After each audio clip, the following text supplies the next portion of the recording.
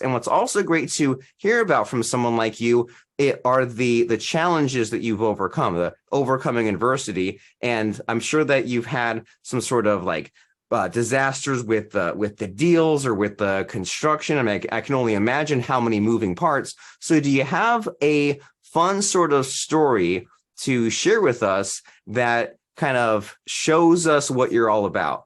Where, you know, you had some kind of conflict, had some sort of stress, and you came through. What comes to mind as far as a fun story? Oh, I tend to forget the problems because I always fix them and overcome them so that they become insignificant. There is one story that I do tell because it was the probably the first big conflict, if you like, a long time ago when I was in my kind of mid 20s, I think it was about 23, 24 maybe, back when I still lived in England. And at the time I was married and we had a construction company. So we were doing some work on the old Liverpool Cathedral site. And we were doing the sub levels to create the multi-story car park that is there now. And we were a subcontractor, and it wasn't actually my site. It was a site that my husband was managing. I had two different sites, and he had two others. So there was five at the time. But I got a phone call, and this is in the very early days of mobile phones. We were quite techie at the time. So there was only, I think, about 8 or 10 mobile phones in Liverpool because they hadn't been out very long, and I had one of them. And that was the old days when it was a car battery with a shoulder strap and a dial phone and a handset with a curly wire. Right, and you had to carry this bloody thing everywhere. It was awful. It's like in Vietnam, calling in a bomb strike or something, right?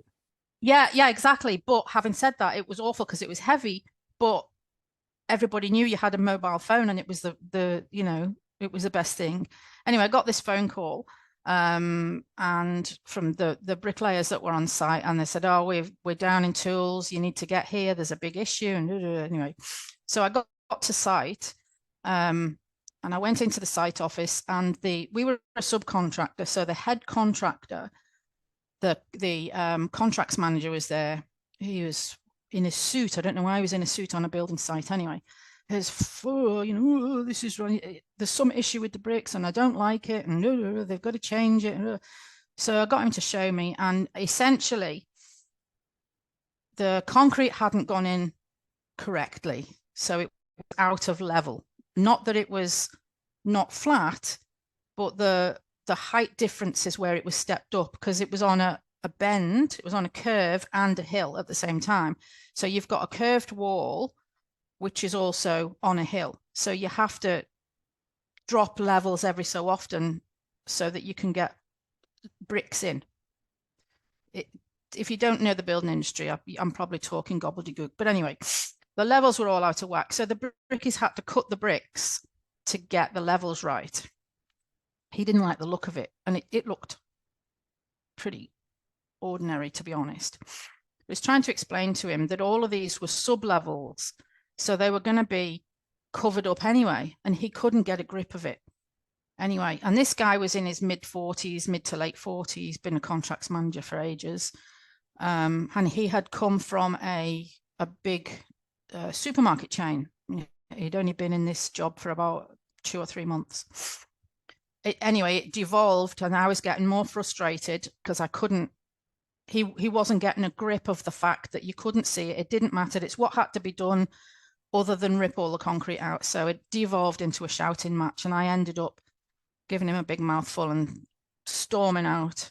And unbeknown to me at the time, all the boys were on tea break. All the other boys from the other contractors doing other jobs were all on tea break. And I kind of walked out of there and, and there was this round of applause, and I just went, oh no. Everybody heard every word. And I thought, right, that's it. We've lost the contract. We're gonna go down the gurgler. I got a phone call in the afternoon to say, come and see the big boss. And the the outcome of that was my final words to him were, you need to go back to Asda and count peas because you're as much use as a fart in a wet paper bag on a building site. And what happened was the big boss said, you can't speak to him like that. You know, he's the contracts manager. Actually deal with me for the next few weeks while we find a new contracts manager because he's resigned. So because I stood up for myself, because I knew what I was talking about and he couldn't overpower me, he's obviously used to being this big macho guy telling young 20-year-old girls what to do, wouldn't accept that he didn't know anything about this industry and somebody half his age knew more. He kind of, snuck off with his tail between his legs from the building industry anyway. He's probably really good at his job, just not in the building industry because anyway.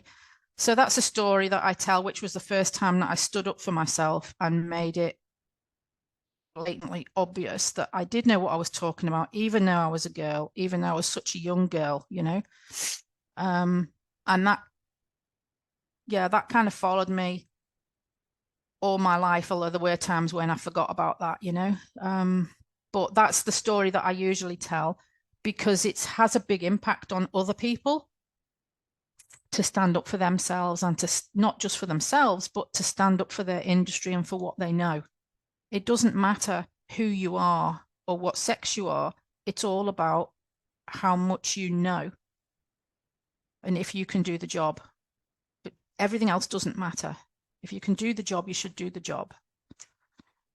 Wonderful. And what a great lesson in so many ways of how important it is to know your stuff. And that way, when you have those moments when you really need to stand up for something, then you have that confidence in order to do it. And just in being dynamic, because it seems like that man with wearing the suit to the construction site and not understanding, but still being stubborn about it and just still being loud and being used to bullying to get his way. I mean, you can't be that one trick pony, like always bullying this and bullying that.